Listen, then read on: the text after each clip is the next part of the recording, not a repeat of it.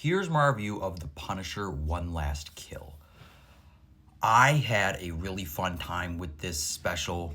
It is one of those things where I do wish it was longer. It's only about like 44 minutes. I really wish this was at least an hour. But because of how short it is, it really does get going pretty quick. We're very like quickly into this special. We just see like basically how bad this part of New York is, like from the crime, from the Ganucci family, and who ends up leading to be like the main villain of this special. But even then, like I said, because this is so short, a lot of it just feels like, okay, we're introducing this, we're introducing this. Oh, now we got to jump right to this. And it is kind of like that, but I will say you still get some times to kind of just where Frank is just by himself. There's some really great scenes where Frank is just at the cemetery with sitting next to his family's graves. And there is some genuinely really great emotion in this special. But it kind of, and it really, and because it's only about 44 minutes, it really doesn't kick off. Like, it's kind of weird. Like, it spends the first, like, 10 minutes with this kind of somber tone, maybe 10, 15 minutes. And it really doesn't kick off until we meet Madame Ganucci and we find out that Frank was responsible for the deaths of her husband and her kids. And then we get these flashbacks to Frank killing her family. And she basically just tells Frank that, yeah, soon I will be sending a bunch of people over to your apartment to kill you. And it is one of those things where,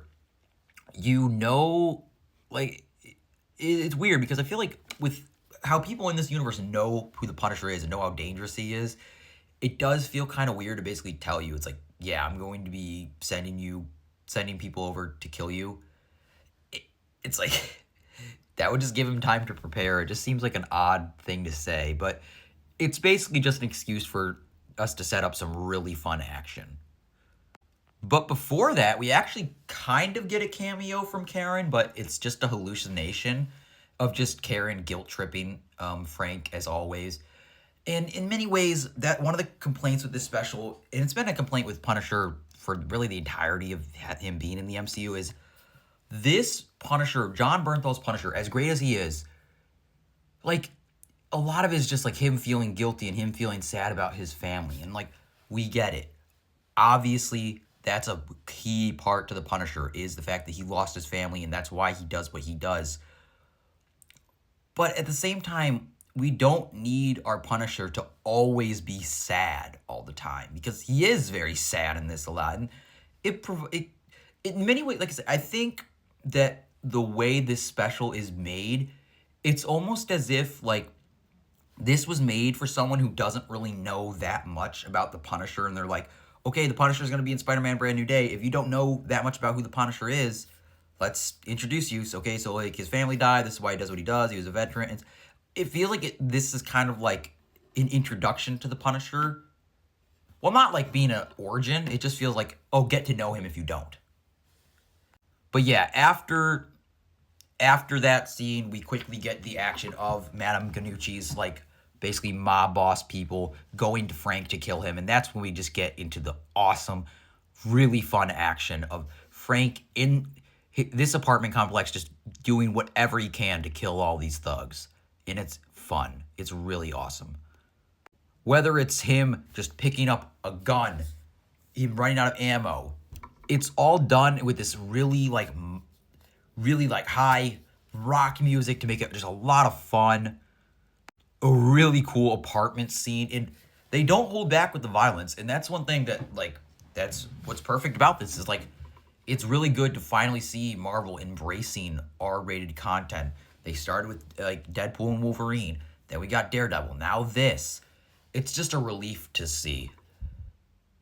There's just so many brutal kills in this episode, especially in some of the flashbacks, too.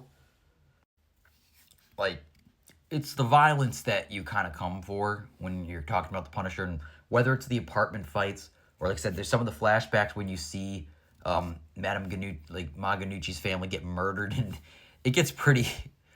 It is one of those things when you see, like, the flashback, it is like, with, of course, the violence is pretty over the top, but it is like, wow, it's weird seeing this on Disney Plus. Just kind of not takes you off, not takes you out, but more throws you off is a better word. You get some awesome gun action, awesome like physical melee weapon action. And I have seen it is one of those things where it's kind of like the what is it? Surfing Dracula meme where there's this saying where back in the day in the 80s if there was a show called Surfing Dracula, each episode would be about Dracula surfing. Nowadays, the first episode would be the origin of how Dracula got his surfboard, and he doesn't actually surf until the very end. That kind of feels like that in terms of like Punisher like not really wanting to be the Punisher, and that's just like just and by the end of this like, oh, I'm finally the Punisher now. We finally see his skull on the chest, and it's like, why can't he just have that from the whole time? It's just a mild critique. Like there's another awesome scene of another really cool action scene of him on the roof where he's just killing all these guys, which is awesome, but it is one of those things that's like, why can't he just be in his Punisher suit? It's like he's got this green like sweatshirt on. It's just annoying. And you do see him with the Punisher skull at the very end when he kills the one guy who killed the dog at the beginning, which it's like it's just a really nice payoff seeing like these thugs kill this one homeless guy's dog and then seeing Frank kill this guy at the end is just a satisfying payoff and he finally sees the skull. But it's like, I wish he just had the skull the whole time. It's kind of annoying. I mean, I've seen a lot of people mixed on this, but I'm not just going to sit here and lie and act like I didn't have a really fun time with this. Do I wish it was like an hour instead of around 42 minutes? Yes. But did I have fun with it? Yes. I think it still has some really great emotion. John Bernthal is, of course, great in this. The action is awesome. And I will say we don't really get a full resolution of what's like Maganucci's still alive at the end of this, unless I missed something. So I'm like, I wonder, like, are we going to see more of this? I mean, we know we're going to see more of the Punisher and Spider-Man Brand New Day, but I would really like to see a movie. But yeah, this is a very fun special. It's kind of like what you see is what you're going to get. There's not that much to it. I think that the action is awesome. I still think that there's some great emotion. I just wish it was longer. But I think that most people are going to have a really fun time with this. I had a really fun time with it. Just, come on. Like, 43 minutes? Like, come on, make it at least an hour, please. Still a lot of fun.